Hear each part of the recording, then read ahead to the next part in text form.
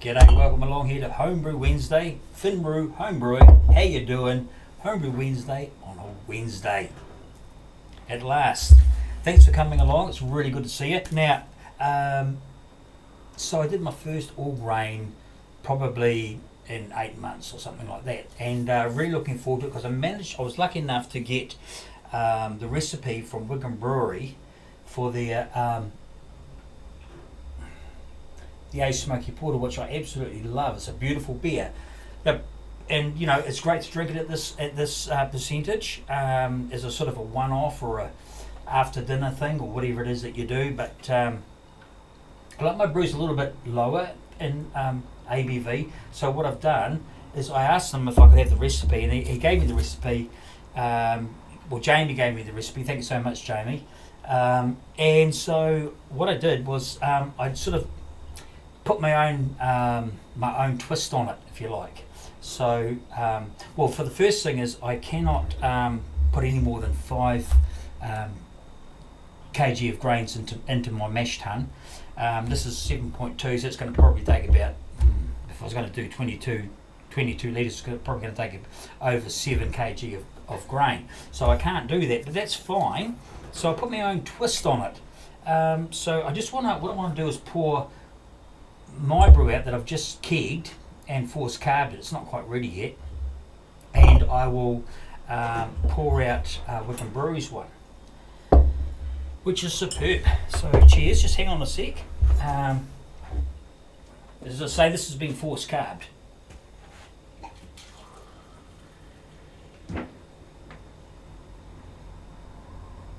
So she's pretty lively.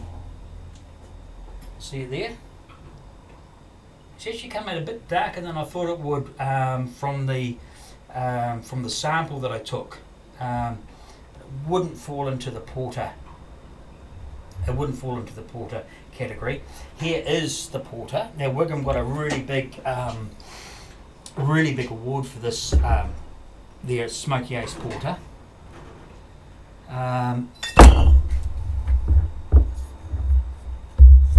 Excuse me for a minute.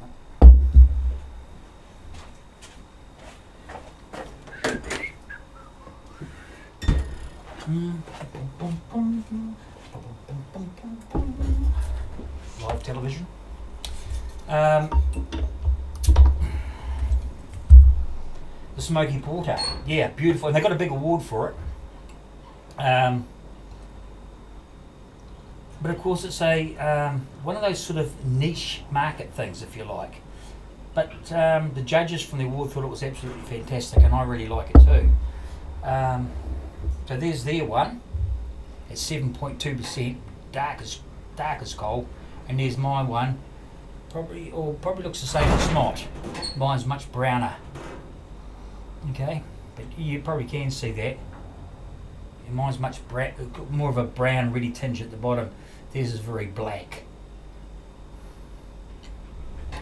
So I'm really happy that I've got this brew brewed, because it's the first all grain brew that I've done, probably, as I said before, about 8 months. So really happy about this. Quite exciting today to do it, to see how it turned out, and it's turned out absolutely beautiful, even though it's not really quite ready yet. So I just want to I'm not going to tell you what Wigram Brewery's recipe is, although it's probably not a secret.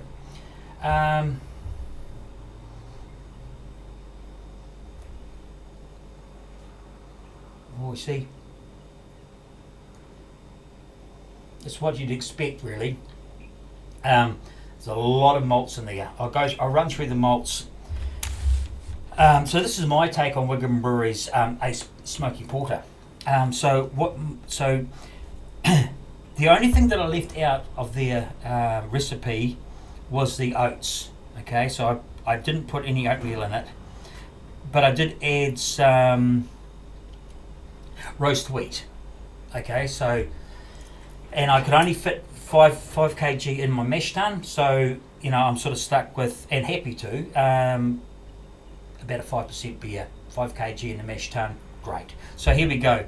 4 kg of Gladfield's ale malt, 200 grams of Gladfield's light chocolate, 200 grams of Manuka smoked malt, 200 grams of medium crystal, 100 grams of Aurora malt, 100 grams of brown malt, 100 grams of roast wheat, and 100 grams of Shepherd's Delight. Now, if you want to know what these malts are, get on the Gladfield's website and they'll tell you all about these malts. But that's basically the recipe. So as far as hop additions go, what I put in was 20 grams of Moteri hops at 20 minutes, and that was it. That's all I did. Put in. I used 2 packs of US-05. My mash temperature was 66. Wigram Brewery's mash temperature for this beer is 70, so she's right on the border, really pushing it up there to get a lot of those unfermentable sugars to come through and sweeten the beer up. Is that what we tasted this Wigram Brewery beer? I know what it's like, I'm familiar with it.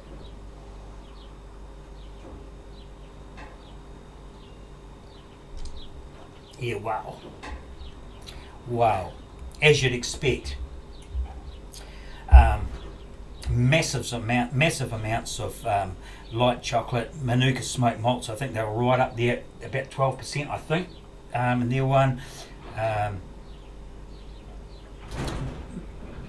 Like massive amounts of brown malt.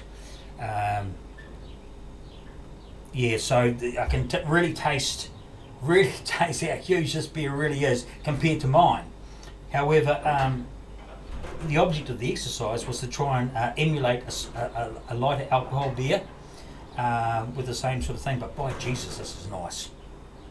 Yeah, Wigram Brewery Ace Smoky Porter.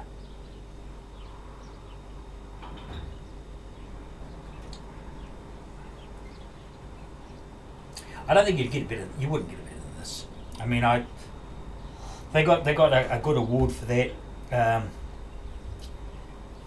But it's a niche market, right? So I guess I don't sell a lot of it because a lot of people don't like smoke. Actually, let's just talk about the smoke for a minute, because I actually think that my smoke in mine is more.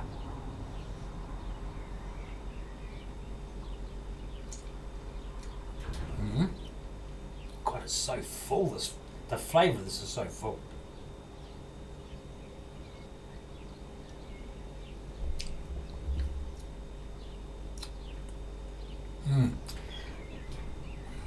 So no, mine's not more smoky. Mine's got a much drier finish, as you'd expect with all these specialty malts they've got in there and the amount they've got. I think he said, I was talking to PJ, one of the brewers there, and I think he said it was like a 10-15 finishing, whereas mine is a 10-11. And as you guys would know, that's a lot of residual sugars that aren't going to be fermented that gives your beer a lot of body. But this is the first time I've brewed this, and it is very nice. I just wish that this one here was like 5%, but it's not going to happen, is it?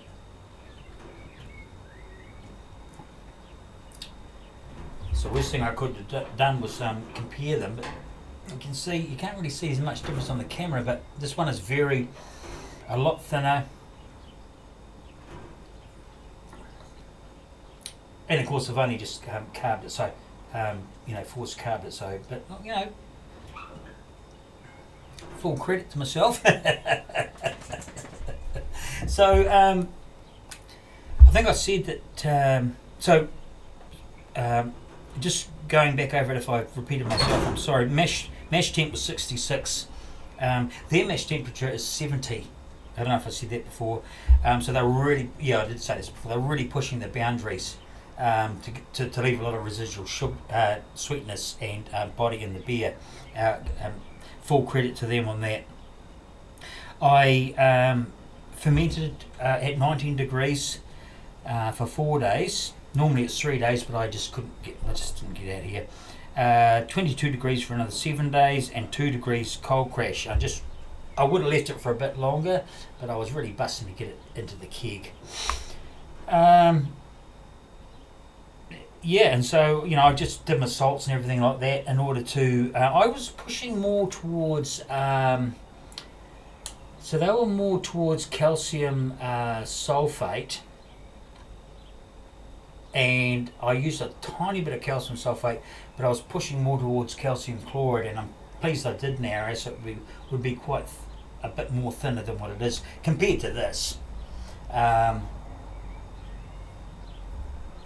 you live in Christchurch or in New Zealand, you want to give this a go. It is a wonderful beer. I think it's a wonderful beer. If you like a bit of smoke in your beer, Smokey the beer.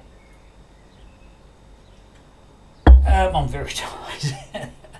So when I kegged it, I came out here and I spent a lot of time and I cleaned. I ran the some hot sanitised water, some of this no rinse sanitizer through my lines to to try and clean them up a bit, because I've been sitting there for a while. Got these from your shop with Jared, so that was really good. And I had one little problem when I came to. I was forced carbing it, and for some reason I got some beer going up the gas line, and I thought, shit, what's going on there? And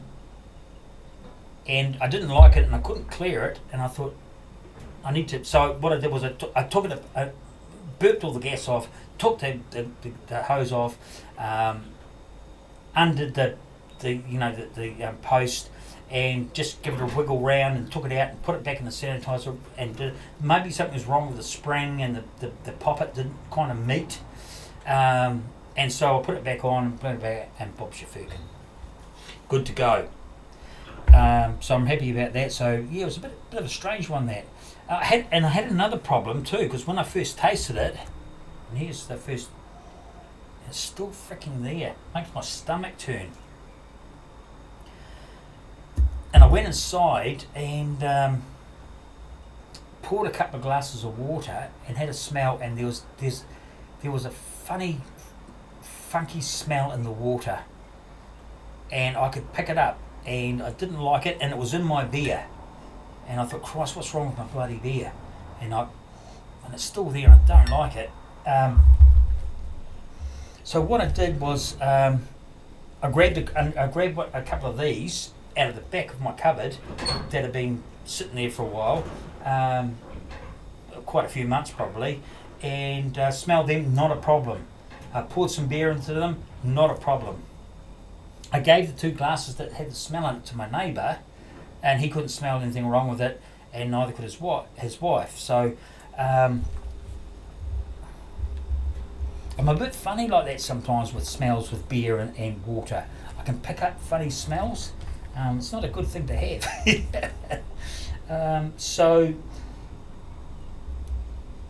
I don't know what that's about. I might actually ring the council tomorrow and say, look, I detected something in the water. Can you have a look and see if there's anything wrong? If there's nothing wrong, it's just me. But you think that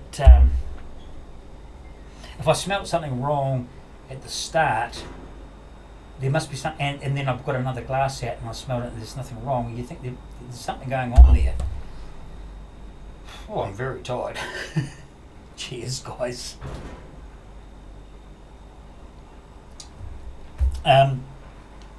So that's it. No, I don't. So I'm going to say that's about it, but I don't want to finish it because I'm having such a good time. I want to apologise to Pierre, Simple Home Brew. I feel like I might have been out of line with a comment that I made on his video. It wasn't intentional, Pierre, and I am sorry if I've upset you. It certainly wasn't intentional. It's just me making a comment on something that you said, and the last thing in the world that I want to do is upset your mate. So take care. I hope everything's fine with you, and don't take anything I say to heart, because I just sometimes, if I'm tired or something like that, or there's no excuses. Sometimes someone will say something, and I'll rock it back at it, and doesn't always go over very well. There's no malice intention there. You're a good mate, and you've been a good friend on YouTube for a long time. So I just hope you'll accept my apology, and we'll carry on. So, cheers, buddy. Cheers to you. He's a great video channel, Simple Homebrew. I think everyone knows him. Really, just great, So, cheers, Pierre. Take care, mate. Sometimes we say things and we don't really, we say it because it's like if you're talking in a pub, right? And your mate says, "Oh, blah blah blah," and you go, "Oh yeah," and you go, "Oh yeah, fair enough, yeah, blah blah blah," and that's all it is. But anyway, I'll move on. Cheers, Pierre. Love your work, son. So I'm quite happy with this beer. It fits quite nicely into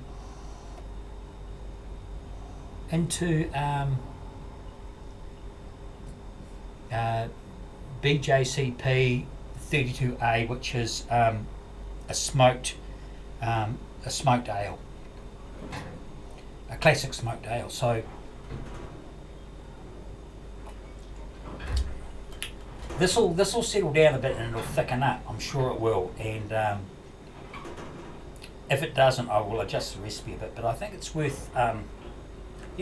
It's called the Smoky Ember. And talking about smoky embers, I've got some fish marinating that I want to put on the grill. We're expecting very high winds here, so I better get out there and get it going. Also, I saved my, and this is actually quite smoky. Obviously, this is the slurry from that beer. And so I'll put it in the fridge and just see how it settles out, and I'll probably use it for the next one. It was SO5, and a lot of people say, "Oh, we're using SO5 for a porter for." Well, I'll tell you what. Why? The Wigram Brewery are doing it, and I tell you what, as Jamie always says to me, it's a great workhorse, and he's so right.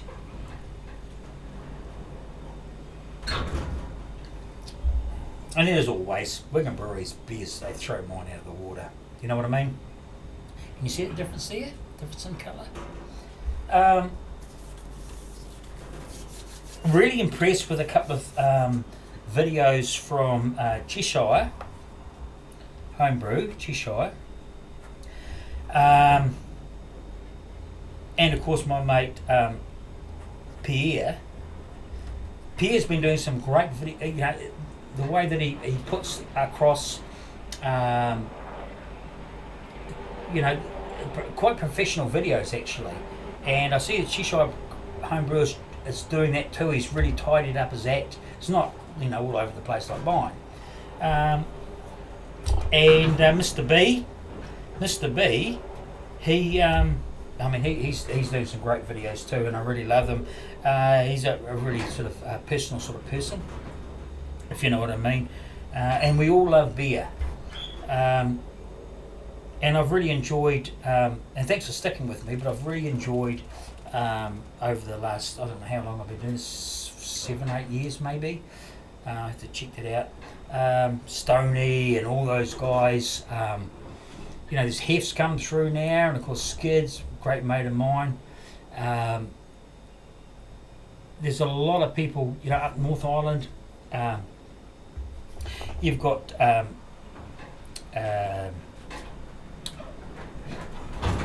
this is the problem. Tube Dino, and of course I've got Roy, who sends me so much beer. I've just sent him some hops, so that's really good. And you've got Mark, a Crew Wolf, and I've got to put his stickers up here too. And I'm so tired, my brain's not working, so I'm gonna. And there's so many people, and you know who you are.